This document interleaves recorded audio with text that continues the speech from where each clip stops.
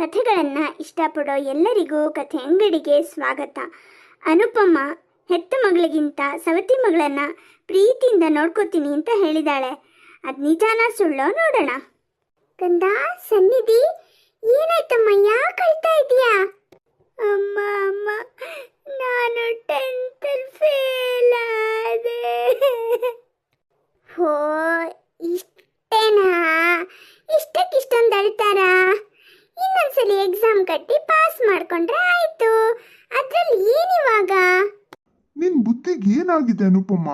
ಚೆನ್ನಾಗಿ ಬೈದು 4 ಬಾರ್ಸೋದ್ ಬಿಟ್ಟು ಸಮಾಧಾನ ಮಾಡ್ತಿದ್ಯಾ? ನೋಡಮ್ಮ, ಅಪ್ಪ ಬೆಳಗ್ಗೆಯಿಂದ ಬೈತಿದ್ದಾರೆ. ನನಗೆ ಓದಕ್ಕೆ ಇಷ್ಟ ಇಲ್ಲ. ನಾನು ಎಷ್ಟೇ ಕಷ್ಟಪಟ್ಟು ಓದಿದ್ರು ನನ್ನ ತಲೆಗೆ ಹತ್ತೋದೇ ಇಲ್ಲ. ಪ್ಲೀಸ್ ಅಮ್ಮ, ನಾನು ಇನ್ಮೇಲೆ ಯಾವತ್ತೂ ಸ್ಕೂಲಿಗೂ ಕಾಲೇಜಿಗೆ ಎಲ್ಲಿಗೂ ಹೋಗಲ್ಲ. ನಿನ್ನ ಜೊತೆನೇ ಇರ್ತೀನಮ್ಮ. ಅಪ್ಪಂಗೆ ಹೇಳು. ಅಳ್ಬೇಡ ಕಂದ, ಅಳ್ಬೇಡ. ನೀನ ಹತ್ರ ನನ್ನ ಕರಳು ಕಿವುಚಿ ಬಂದಾಗತ್ತೆ. ಪ್ಲೀಸ್ ಕಂದ, ಅಳ್ಬೇಡ ಅಳ್ಬೇಡ. ಎಲ್ಲಿ ನಗು ನಗು. ನಿನ್ ಮುದ್ದೆ ಜಾಸ್ತಿ ಆಯ್ತು ಅವಳಿಗೆ.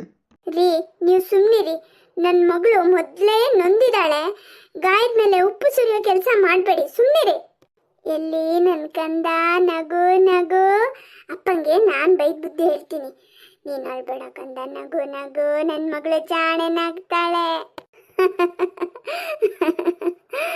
ಮುದ್ದು ಅಮ್ಮ. ಅನುಪಮ, ತಪ್ಪು ಮಾಡ್ತಾ ಇದೀಯಾ? ರೀ, ಅವಳು ಇದ್ರಲ್ಲಿ ಅಲ್ದಿದ್ರೆ ಇನ್ಯಾವುದ್ರಲ್ಲಾದ್ರೂ ಮುಂದೆ ಬರ್ತಾಳೆ.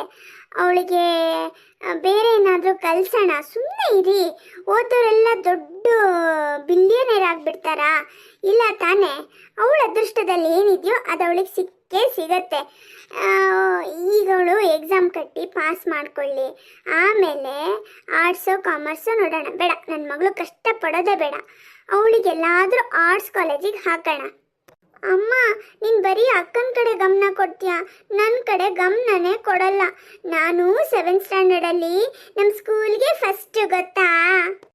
ಶ್ರೀನಿಧಿ, ಅಕ್ಕನ ಎದುರಿಗೆ ಹಾಗೆಲ್ಲ ಮಾತಾಡಬಾರ್ದು. ಅಕ್ಕಂಗೆ ಬೇಜಾರಾಗತ್ತಲ್ವಾ? ಸುಮ್ಮನೆ ಒಳಗೆ ಹೋಗು. ಅವಳಿಗೆ ಯಾಕೆ ಬೈತಿದ್ಯಾ? ಪಾಪ ಕಷ್ಟಪಟ್ಟು ಓದಿ ಒಳ್ಳೆ ಮಾರ್ಕ್ಸ್ ತಗೊಂಡಿದ್ದಾಳೆ. ಅವಳಿಗೆ ಹೊಗಳದ್ ಬಿಟ್ಟು ಆ ದೊಡ್ಡ ಶಿಖಾಮಣಿನ ಹೊಗಳ್ಕೊಂಡು ನಿಂತಿದ್ಯಾ? ಶ್ರೀನಿಧಿ, ಸುಮ್ಮನೆ ಒಳಗೆ ಹೋಗು. ಡ್ಯಾನ್ಸ್ ಕ್ಲಾಸಿಗೆ ಹೊತ್ತಾಯ್ತು ತಾನೆ? ಬೇಗ ಬೇಗ ಊಟ ಮಾಡಿ ಹೋಗು. ಊಟ ಅಲ್ಲಿ ಬಡಿಸಿಟ್ಟಿದ್ದೀನಿ. ಇಲ್ಲ, ಬಡಿಸಿಲ್ಲ. ತಟ್ಟೆಗೆ ಹಾಕ್ಕೊಂಡು ಊಟ ಮಾಡಿಕೊಂಡು ತಟ್ಟೆ ಎಲ್ಲ ತೊಳೆದಿಟ್ಟು ಹೋಗು. ಹಾಗೆ ಸಿಂಕಲ್ಲಿ ಇನ್ನೂ ಒಂದು 4 ಪಾತ್ರೆ ಇದೆ, ಅದನ್ನೆಲ್ಲ ತೊಳೆದಿಟ್ಟು ಹೋಗು. ಗೊತ್ತಾಯ್ತಾ? ಅಮ್ಮ, ಅಮ್ಮನೇ ಹೇಳ್ತಾ ಇರೋದು. ಹೇಳಿದ ಕೆಲಸ ಮಾಡು, ಹೋಗು. ನಾನಂತೂ ಇಲ್ಲಿರಲ್ಲ.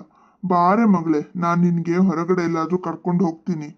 ಅವಳನ್ನ ಹೊರಗಡೆ ಕರ್ಕೊಂಡು ಹೋಗೋ ಅವಶ್ಯಕತೆ ಇಲ್ಲ. ಈಗ ಅವಳಿಗೆ ಭರತನಾಟ್ಯ ಕ್ಲಾಸ್ ಇದೆ. ನನ್ನ ಮುದ್ದು ಬಂಗಾರಿಗೆ ಏನು ಮಾಡಿಕೊಡ್ಬೇಕು? ನನ್ಗೇನೇನು ಇಷ್ಟ ಅಂತ ನಿಂಗೆ ಗೊತ್ತಿದೆಯಲ್ಲಮ್ಮ, ಅದನ್ನೆಲ್ಲ ಮಾಡಿಕೊಡು. ಪ್ರತಿ ಒಂದನ್ನ ಮನೇಲಿ ಮಾಡೋಕ್ಕೆ ಕಷ್ಟ ಆಗುತ್ತೆ. ಒಂದು ಕೆಲಸ ಮಾಡೋಣ, ನಾನು ನೀನು ಇಬ್ಬರೇ ಹೊರಗೆ ಹೋಗಿ ನಿಂಗೇನು ಬೇಕೋ ಅದನ್ನೆಲ್ಲ ತಿನ್ಕೊಂಬರೋಣ, ಆಯ್ತಾ? ಅಮ್ಮ, ನೀನು ಪ್ರತಿ ಸಲ ಹೀಗೆ ಹೇಳ್ತೀಯಾ? ನೀನು ಮಾತ್ರ ಜಾಸ್ತಿ ಏನೂ ತಿನ್ನಲ್ಲ. ನನಗೆ ಮಾತ್ರ ಇನ್ನೂ ತಿನ್ನು ತಿನ್ನು ಅಂತ ಬಲವಂತ ಮಾಡಿ ಎಲ್ಲದನ್ನು ತಿನ್ನಿಸ್ತೀಯ. ಯಾಕೆ ಹೀಗೆ? ಯಾಕಂದ್ರೆ ನನ್ನ ಮುದ್ದು ಬಂಗಾರಿ ಸನ್ನಿಧಿಗೆ ತಿನ್ನೋದು ಅಂದರೆ ತುಂಬ ಇಷ್ಟ. ಅವಳು ಇಷ್ಟಪಟ್ಟು ತಿನ್ನೋದನ್ನು ನೋಡೋದಕ್ಕೆ ನನಗೆ ಖುಷಿ ಆಗತ್ತೆ, ಅಷ್ಟೇ. ಅನುಪಮ ತಾನು ಹೆತ್ತ ಮಗಳಿಗಿಂತ ಸನ್ನಿಧಿನ ತುಂಬಾನೇ ಇಷ್ಟಪಡ್ತಾಳೆ. ಅವಳನ್ನ ಚೆನ್ನಾಗಿ ಬೆಳೆಸ್ತಾಳೆ.